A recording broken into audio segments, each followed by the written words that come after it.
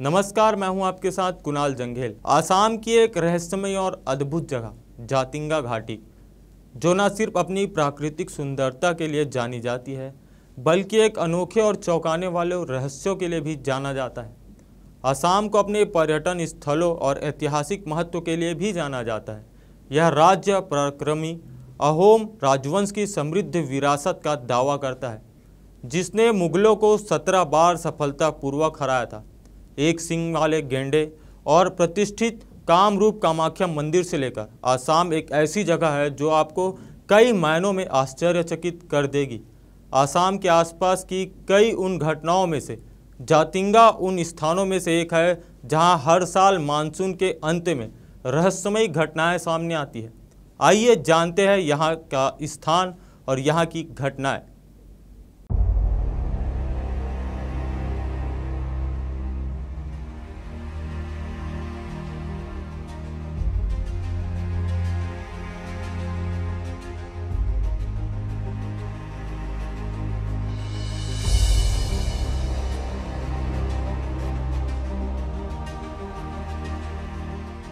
आपको बता दें, असम के दीमा हासो जिले की पहाड़ी में स्थित जातिंगा घाटी को पंछियों का सुसाइड पॉइंट कहा जाता है। हर साल सितंबर की शुरुआत के साथ ही आमतौर पर छिपा रहने वाला जातिंगा गांव पंछियों की सुसाइड के कारण चर्चाओं में आ जाता है। यहाँ न केवल स्थानीय पंछी बल्कि प्रवास पंछी भी अगर इस दौरान पहुँच जाए तो वो भी सुसाइड कर लेते हैं। जातिंगा गाँव को इसी कारण से काफ़ी रहस्यमय माना जाता है। इस बारे में वैज्ञानिकों ने काफ़ी पड़ताल की कोशिश की कि आखिर क्या वजह है जो एक खास मौसम में और एक खास जगह पर पंछियों को ऐसा करने के लिए उकसाती है। वैसे इंसानों में ये प्रवृत्ति ज़्यादा आम है। परीक्षा या नौकरी के नतीजे या फिर संबंधों में असफलता होने पर कई बार लोगों में सुसाइड की प्रवृत्ति दिखती है।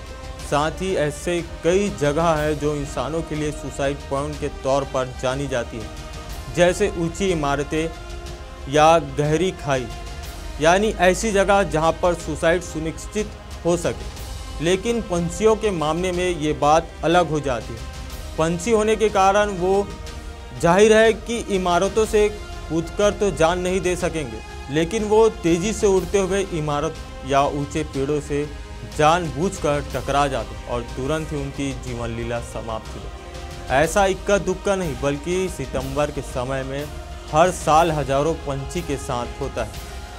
आपको बता दें कि ये बात अजीब इसलिए भी हो जाती है क्योंकि ये पंछी शाम से रात 10 बजे के बीच ही ऐसा करते हैं, जबकि आम मौसम में इन पंछियों की प्रवृत्ति दिन में ही बाहर निकलने की होती है और रात में घोंसले में लौट चुके होते हैं। फिर क्या वजह है जो वे कुछ महीनों के लिए अचानक अंधेरा घिरने पर घोंसले से बाहर हजारों की संख्या में आते हैं और टकरा कर मर जाते हैं। सुसाइड की इस होड़ में स्थानीय और प्रवासी चिड़ियों की 40 प्रजातियां शामिल रहती हैं। कहा जाता है कि यह बाहरी अप्रवासी पंछी जाने के बाद वापस नहीं आते। इस घाटी में रात में एंट्री पर प्रतिबंध है। वैसे भी जातिंगा गांव प्राकृतिक कारणों के चलते 9 महीने बाहरी दुनिया से अलग थलग ही रहता है।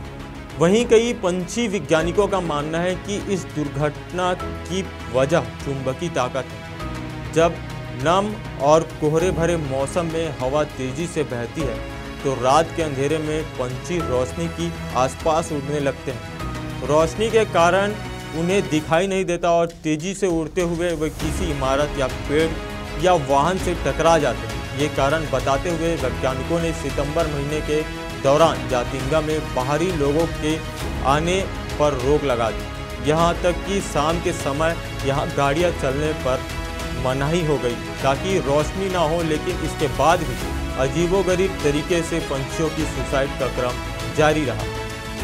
ये चीज़ तो केवल और केवल जातिंगा गांव में ही दिखती है। एक रिपोर्ट के मुताबिक गांव से 2 किलोमीटर दूर दूसरे गांव में भी पंछियों के साथ ऐसा नहीं होता। गांव वाले इसके पीछे किसी रहस्यमयी ताकत का हाथ मानते हैं। वह मानते हैं कि इस दौरान हवा में कोई पारलौकिक ताकत आ जाती है जो पंछियों को ऐसा करवाती है। वे मानते हैं कि इस दौरान इंसानी आबादी का भी बाहर आना खतरनाक हो सकता है। इसलिए सितंबर अक्टूबर के दौरान वहां शाम के समय एकदम सुनसान हो जाता है। वैसे तो पंछियों की कथित सुसाइड का ये सिलसिला साल 1910 से ही चला आ रहा है, लेकिन सबसे पहला साल 1957 में बाहरी दुनिया को इसका पता लगा।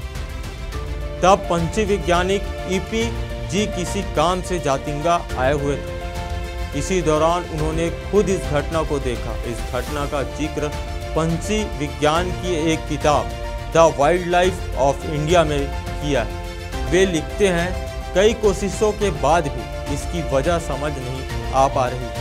पंछी हर साल 15 अगस्त से 31 अक्टूबर के दौरान ऐसा करते हैं, जब कोहरा और नमी होती है। सबसे अजीब बात यह है कि ऐसा अंधेरी रातों में ही होता है, जब चांद की रोशनी बिल्कुल नहीं होती।